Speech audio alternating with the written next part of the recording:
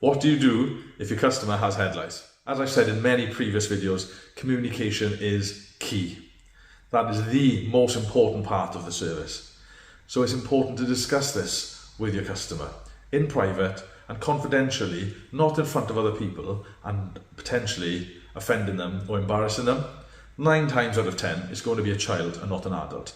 Ask a customer to come one side if you feel it is appropriate without embarrassing them in front of people, and just quietly saying to them, look, Mrs. Jones, for example, I'm very sorry, but little Johnny unfortunately has some visitors. I'm not going to be able to approach the haircut today, unfortunately.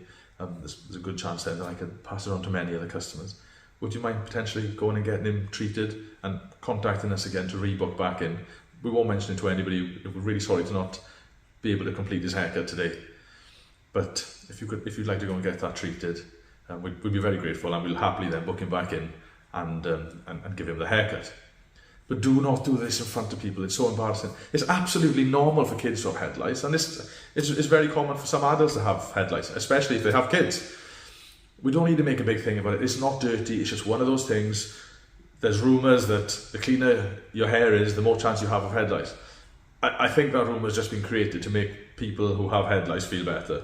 That's not really a thing. That's a myth. Head lice will live anywhere. They don't care. They're not fussy. They just want your blood. But don't embarrass your customer, and don't get freaked out yourself. But this is why consultations are so important.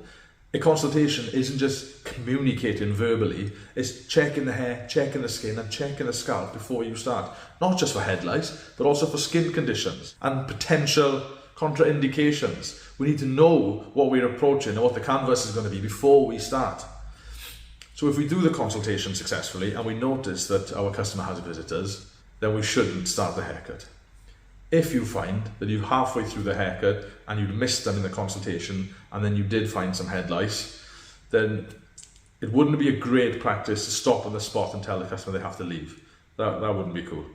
Finish the haircut, disinfect all your tools, replace the gown, completely clean your station, and then as the customer comes to pay, explain to them, oh, I'm very sorry, but I've noticed they've had some head lice. We've finished the haircut, I'll just disinfect my combs and things. But if you can go and get him treated just before the next time he comes back in, just so you're aware, maybe you didn't know, but I thought I'd let you know. But ideally, prevention is better than cure. So if we can spot that problem before we start, we need to pull the customer aside. Depending on your salon situation, it might be easy to do. If you have a kitchen or a spare room at the back, you can say, like, oh, really come with me, Mr. Jones, for a cup of tea, and call it into the back room and say, oh, I'm very sorry, little Johnny's got head lice. Would you mind if I book him back in after you treated him? So it's not in front of people. Obviously, once they leave the shop, they might feel slightly embarrassed because people are going to know that that child has left without a haircut. But it's the way you go about it will make that experience so much better for your client. Do not shout it out in front of people. That's the last thing you want. Because that customer isn't going to cause you a problem with lice again because they're never going to come back. People talk. So it's important that you present yourself professionally to everyone because you don't know what they're going to say to other people. If you're in a situation where it's not convenient to tell your customer confidentially in front of people, then you have a choice.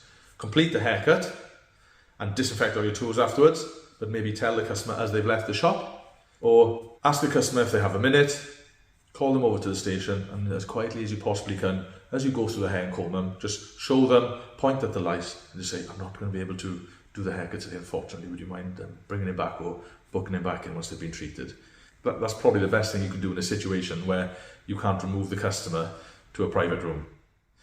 If you're comfortable in doing the haircut and you have spare tools to use whilst all your other tools are being disinfected, then that's down to you. At the end of the day, you've got to make that choice. Are you prepared to lose out on not charging the customer? Because in that situation, you don't want to be telling the customer the bad news that you can't cut the child's hair because they've got head lice and then charging them for the appointment because they were booked in anyway. Unfortunately, these things do just happen. And in situations like this, you just have to be compassionate and professional and understand you might have to take a hit. But in that moment of not being paid, you've given that customer an experience of comfort, of trust, and they then are going to come back to you. They will tell other parents how well you dealt with that situation and how professional you were, making their experience more valuable. So sometimes we've got to take a hit on value and on money, but in the long run, we could potentially be adding more value and investment to our business by offering professional, trustworthy services. Communication is key, But prevention is better than cure. Thank you.